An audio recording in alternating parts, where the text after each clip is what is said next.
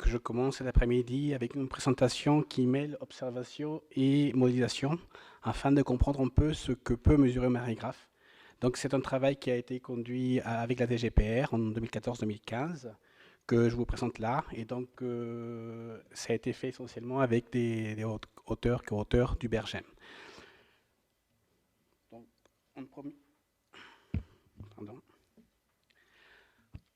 un premier slide sur le contexte. On a beaucoup parlé ce matin. Hein. Donc, à quoi peuvent servir les observations marégraphiques? Donc, il y a déjà évidemment pour tout ce qui est détermination de l'alias submersion marine. Donc, on peut voir dans les plans de prévention des risques littoraux, mais aussi pour les études des TRI, donc les territoires à risque important d'inondation. Il y a tout ce que les données marégraphiques vont nous servir également à valider et caler des systèmes de prévision, en fait des niveaux d'eau et des surcotes, comme peut l'être Prévimer, homonyme ou la vigilance vague submersion, par exemple. Ça peut servir évidemment aussi à déterminer tout ce qui est l'élévation du niveau de la mer liée au changement climatique, avec les variations aussi annuelles, interannuelles, décennales, etc. Ça peut évidemment, comme ça a été dit, servir à l'alerte de tsunami, à des produits altimétrie, etc. Donc il y a un panel assez complet qui utilise donc, ces données marégraphiques. Mais la question qu'on se pose généralement, c'est un peu provocateur, mais qu'est-ce que mesure un marégraphe? De par sa position dans un port assez abrité, donc dans un contexte qui est loin d'être représentatif du contexte du littoral adjacent. Donc si on enlève déjà, on va simplifier la chose, si on enlève les tsunamis et les apports continentaux, parce que dans les ports, il y a aussi des cours d'eau donc, qui se jettent et qui peuvent aussi, lors des pluies importantes, déverser de l'eau au niveau des ports. Si on enlève ces deux composantes-là, donc on peut estimer que le marégraphe, la hauteur mesurée par le marégraphe, il y a ce qu'on appelle donc la marée astronomique, comme a été dit ce matin, ou la marée prédite, comme le dit le CHOM, c'est le vocabulaire du CHOM là-dessus, plus une surcote qu'on va appeler surcote observée. Cette surcote observée, la partie la plus simple, enfin qui vient en premier, est composée par la surcote atmosphérique. Donc c'est l'effet combiné du vent sur la surface de l'eau ainsi que du baromètre inverse. Plus, on va appeler ça un résidu.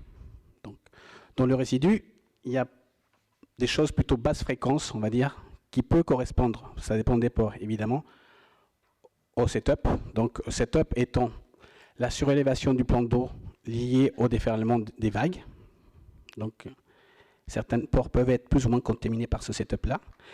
Et aussi des phénomènes haute fréquence, donc qui peuvent être les sèches. Donc au niveau des ports, on peut les observer. Le clapot, le bâtillage, c'est-à-dire le sillage laissé par les bateaux qui passent. Et d'autres choses qu'on est deux fois qu'on découvre quand on utilise les données d'un port. Donc, ceci étant dit, là on va s'intéresser sur plutôt les aspects basse fréquence. On va dire basse fréquence, j'entends surcote atmosphérique et setup. Pourquoi? Tout simplement, il existe de façon matérielle, donc avec les pluies de tranquillisation, on peut déjà filtrer une partie de ces hautes fréquences, par exemple le clapot et le bâtillage. Et puis pour tout ce qui est sèche, en fonction de la période, en fonction de l'intervalle d'acquisition qu'on a, on peut filtrer plus ou moins bien ces sèches. Donc ici je me dis, ces phénomènes de haute fréquence, on peut les filtrer de façon donc avec un puits ou avec un traitement de signal. Par contre, sur ce qui reste, donc le setup, on ne peut pas trop faire le distinguo entre le setup et la surcote atmosphérique.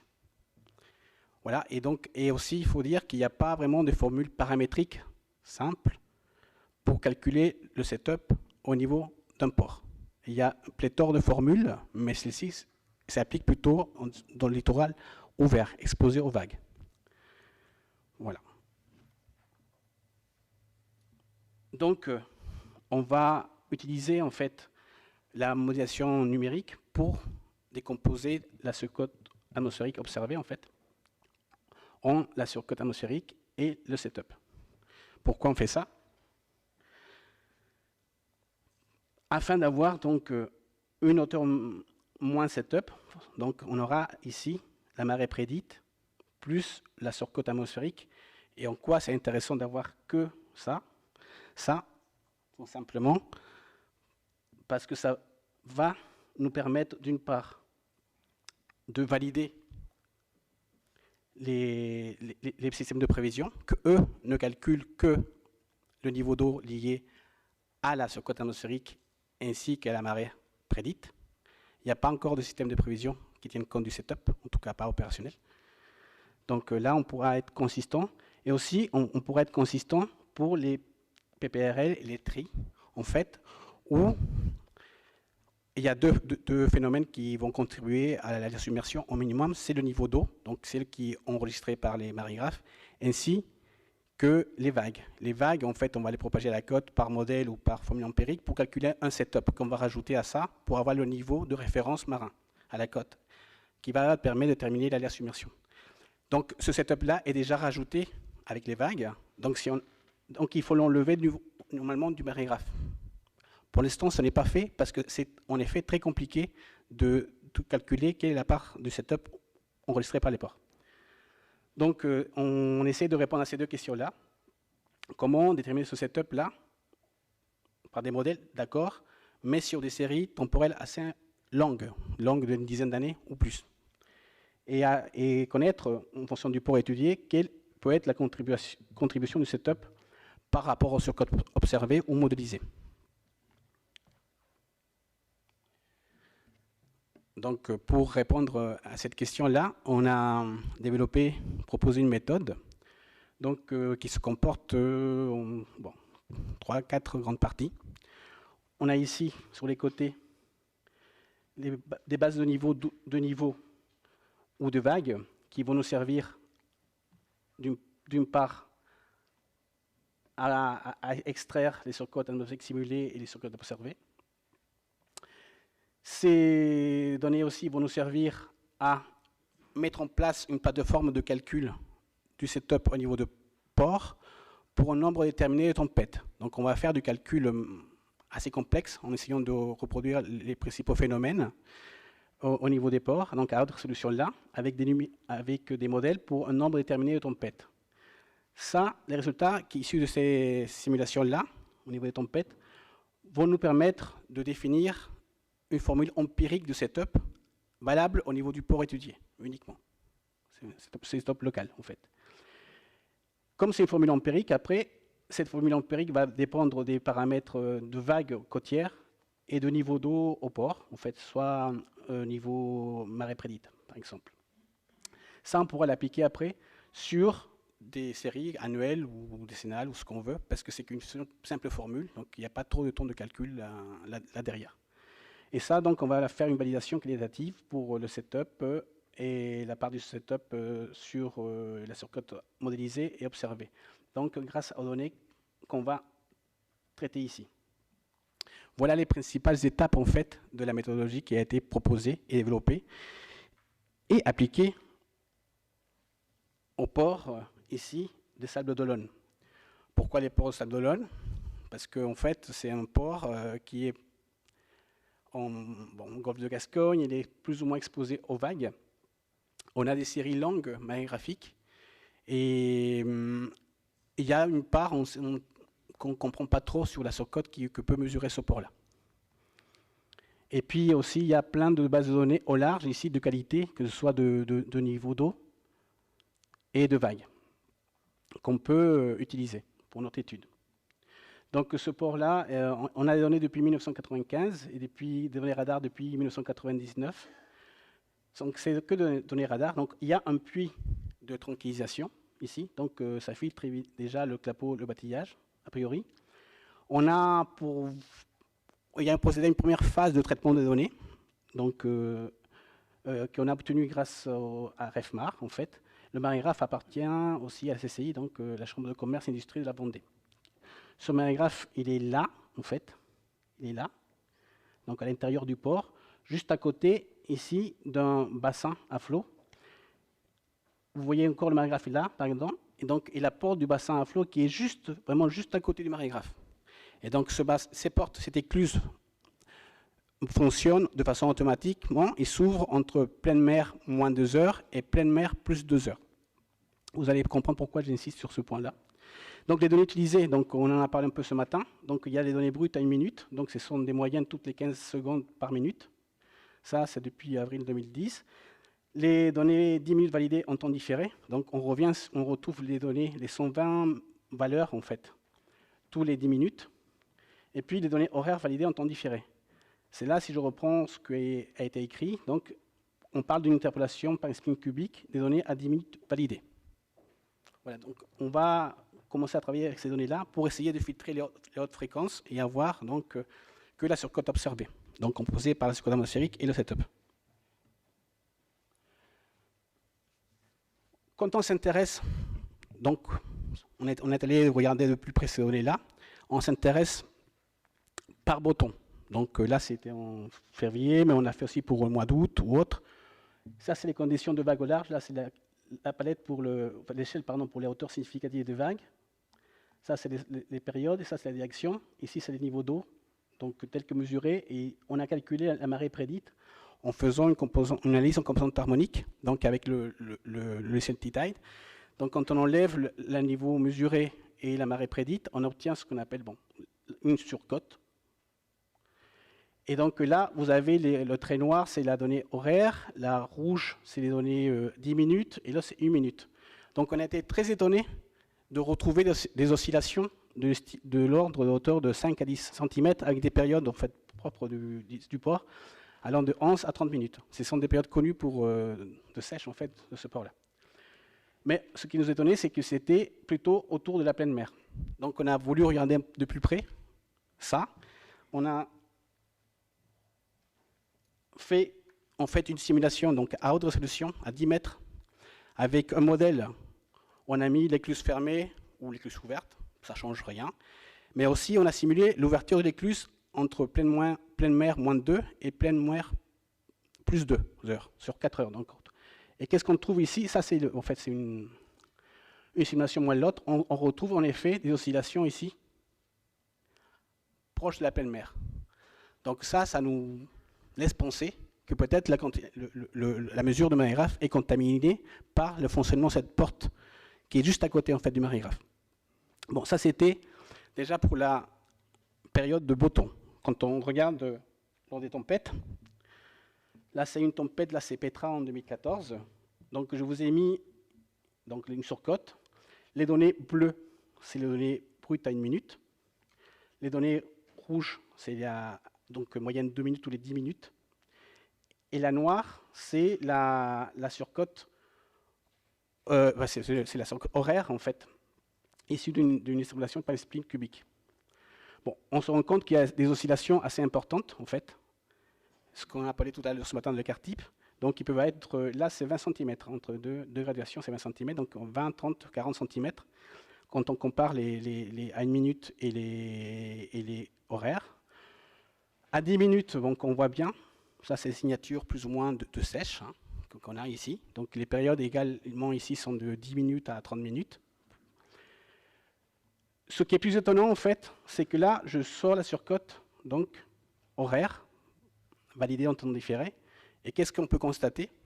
Tout simplement que des fois, je me retrouve au sommet, sur les crêtes des sèches, mais aussi des fois sur les creux des sèches. Donc cette valeur horaire en fait validée à temps différé, et il y a à boire et à manger dedans, parce que ça dépend des moments, soit j'ai les crêtes des sèches, soit les creux. Donc ça ne va pas trop pour notre étude où on veut éliminer tous ces oscillations haute fréquence. Donc pour l'étude, on n'a pas voulu se compliquer la vie, on a fait quelque chose de très simple pour essayer d'enlever tout ça et se concentrer sur le niveau moyenné. En fait, on a fait une moyenne horaire des données à 10 minutes. Et ça nous donne ce trait TRT-là, où on a enlevé donc, toutes les hautes fréquences, que pour cette étude-là ne nous intéresse pas. Hein. Voilà, ça a dû être fait comme ça. Donc là, comme ça, avec ce trait TRT, on obtient bien une surcote observée qui est égale à la surcote atmosphérique plus le setup. Juste, je fais une ouverture, ça a été un peu traité sur nos travaux, mais pas poussé jusqu'à bout. on a essayé de comprendre d'où se venaient ces oscillations haute fréquence. Donc, on a mis en place un modèle, on va dire vague à vague. Donc, on simule chacune des vagues, les interactions qu'il y a entre elles. C'est le code SWASH, donc développé par TU Delft. On l'a mis en place en 3D pour propager les vagues depuis le large jusqu'à l'entrée et jusqu'au marégraphe lui-même, donc à une résolution de 2 mètres.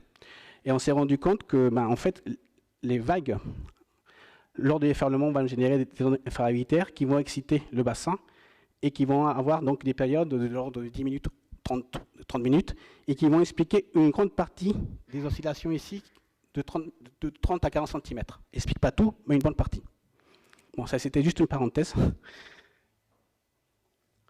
Voilà, donc les tempêtes simulées. Donc on a fait 7 tempêtes simulées qui se caractérisent par des périodes de vivos mortaux assez différentes. Donc des coefficients de 104 jusqu'à 48 par exemple pour Kumaira, avec des hauteurs de vagues assez importantes de 10 mètres, mais on peut retrouver des vagues au large, donc c'est par 80 mètres de profondeur au large du port, à 5 mètres, avec des périodes toutes petites, 8 secondes, et d'autres qui peuvent aller jusqu'à 17 secondes. Donc assez varié en termes de vagues, de niveau d'eau, et aussi des directions des vagues. Donc on a des vagues plutôt ouest-nord-ouest, mais aussi également des vagues ouest-sud-ouest, comme ici.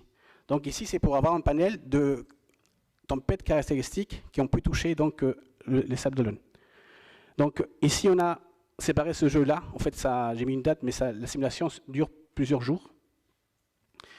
On a un jeu qui va nous servir de 5 tempêtes à caler notre formule empirique et 2 tempêtes qui vont nous servir à valider cette formule empirique. Donc, pour la modification numérique, donc, il nous faut évidemment des données bathymétriques. Donc, on a été voir évidemment les données qui existaient au large. Là, c'est les sondes histolites du CHOM. Pour avoir une bonne vue des quais, etc., on a utilisé le LIDAR, donc le RGELT du IGN. Mais aussi, on a été voir au Port Lona et à CCI. On a été frappé chez eux pour avoir toutes les données issues des sondeurs multifaisceaux.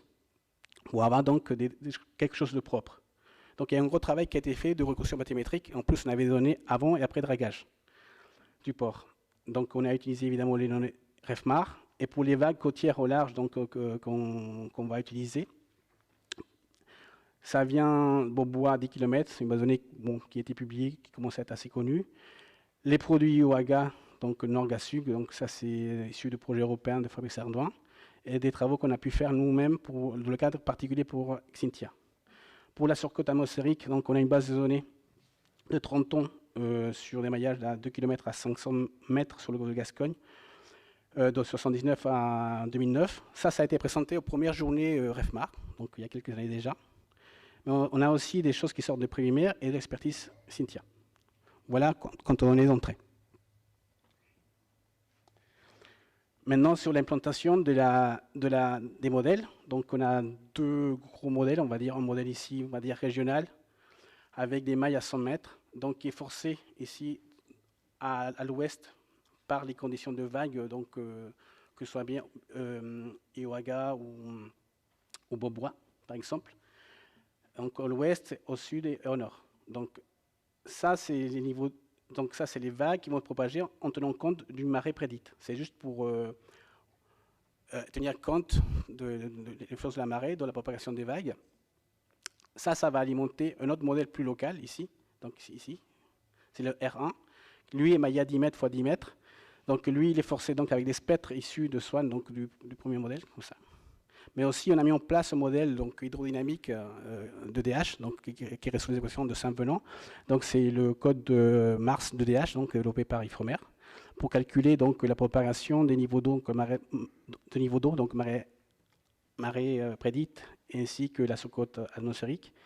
Le propager donc, depuis le large jusqu'à l'intérieur du port, et calculer tous les courants de jusant, de flot au niveau du port, et injecter tout ça dans Swan. Donc, on a un modèle chaîné, on va dire, entre Mars et Swan pour calculer les vagues, comment se propagent à l'intérieur, ici, à proximité du port et à l'intérieur du port, en tenant compte des niveaux d'eau et des courants.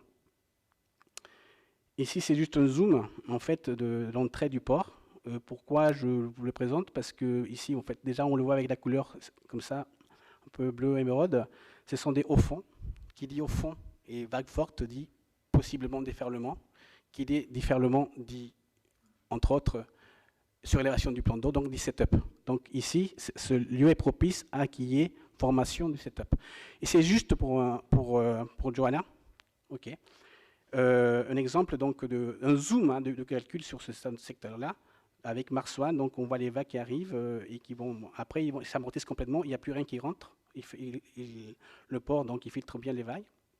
Par contre, ça c'est le setup.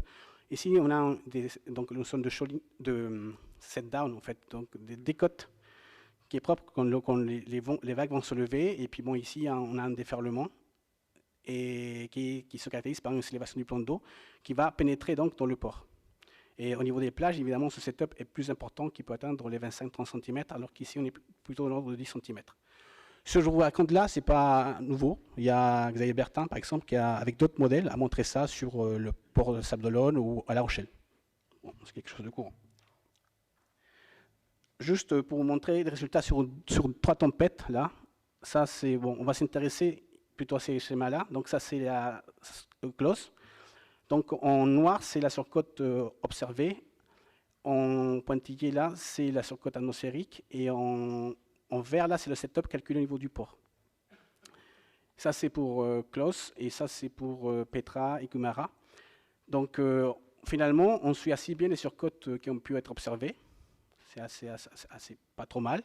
On observe un max de setup de 22 cm qui n'est pas concomitant avec le pic de la surcote atmosphérique. Si on s'intéresse uniquement au pic de la surcote atmosphérique, on constate que le setup contribue entre 6 à 11%, donc jusqu'à 11 cm, qu'il y a le setup qui est modulé par la marée. Donc à marée basse, donc le niveau est plus bas, le setup va être plus important parce qu'il y a plus de déferlement qu'à marée haute. Et donc, quand on fait l'erreur quadratique moyenne, on réduit donc cette erreur-là de 4 à 5 cm sur 3 des 5 tempêtes. Voilà, donc on a notre jeu de données, en fait. Avec ce jeu de données-là, on a calé une loi comme ça, donc à une constante qui dépend des caractéristiques des vagues. Donc là, c'est la hauteur significative des vagues au carré fois la longueur d'onde. Et une autre valeur qui va dépendre de n. Donc A0, A1, A2 ont été estimées par une méthode assez simple, en fait, des moyennes au carré ordinaires. Sur les 5 tempêtes, donc ça représente 320 valeurs horaires. Donc grâce à ça, on a pu caler les valeurs de ces coefficients-là. Donc ça, c'est le calage. Donc on trouve une RMS de 2,4 cm, un R 0,8. Et quand on la valide sur deux autres tempêtes qui n'ont pas été utilisées ici, donc on a ça. Donc on a plutôt une bonne validation. On surestime les petits setups et on sous-estime les gros. Et là, ici, je vous fais remarquer que le calcul de setup au SWAN, pour ces tempêtes-là, peuvent monter jusqu'à 35 cm au niveau du port. Voilà, donc là, on a ajusté notre loi, il a validé notre loi de setup pour le port. Donc après, on l'a appliqué sur des séries pluriannuelles. Là, c'est un exemple sur 3 ans. On avait, donc ça, c'est les niveaux mesurés, ça, c'est les surcotes observées et modélisées, donc surcote atmosphérique et setup. Si on regarde d'un point de vue pour que ce soit plus exploitable et statistique, donc ça, c'est une boîte à moustache, une box plot. Donc là, vous avez le setup, la surcote atmosphérique 1 heure modélisée. Ça, c'est la surcote totale, en fait, modélisée, donc en tenant compte du setup. Et ça, c'est la surcote observée. Donc ici, la barre rouge, ça représente 50% de la distribution, donc c'est la médiane. Et là, vous avez des valeurs extrêmes à 99%. Donc les valeurs du setup sont, la médiane, c'est 7 cm et 99% 15 cm. Quand on regarde quelle est l'influence, donc si on tient uniquement compte des surcotes atmosphériques, on est à cette côte extrême, donc 99%, 66 cm, mais quand on rajoute le setup, on passe à 74 cm. Donc on gagne 8 cm sur à peu près 83 cm de ce côté extrême. Donc on a un apport de presque 10% sur une série de 3 ans. On a fait la même chose pour une série de 11 ans, et là on arrive à 8,5% donc de contribution de setup pour les surcotes extrêmes. Donc pour conclure, donc, une nouvelle méthode a été développée, avec un nombre limité de simulations bague hydro qui était très coûteux en temps de calcul. Ça a servi à établir une formule de setup empirique avec des applications donc, à des échelles pluriannuelles, parce qu'il n'y a plus la contrainte de temps de calcul. C'est une méthode qui peut être transposable à d'autres ports. Donc la prise en compte du setup améliore le calcul des surcotes. Donc on réduit donc, les erreurs sur les pics des surcotes observées de plusieurs centimètres à une dizaine de centimètres. Les valeurs de setup les plus importantes pour la période étudiée varient entre 20 à 30 cm. Et donc, ce que je viens de dire, que la contribution de setup sur les surcotes extrêmes peut être de 8,5 à 10%. Et le tout dernier est transparent, donc les améliorations possibles. Évidemment, on peut faire mieux déjà au niveau modélisation, une vraie modélisation couplée vague hydro et pas une modélisation chaînée. On peut tester la sensibilité résultat au nombre de tempêtes de référence étudiées. Si on a pris 7, 8, 10 ou 5, est-ce qu'on donne la même chose?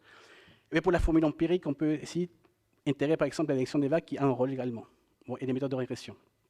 Et finalement, on peut s'intéresser quel est l'impact donc, de setup. Si on lève le setup sur les niveaux d'eau, quel est l'impact sur les niveaux extrêmes qui sont calculés par exemple pour les BPRL, donc avec aux durées des périodes de retour de 1 an, 10 ans, 100 ans. Merci de votre attention.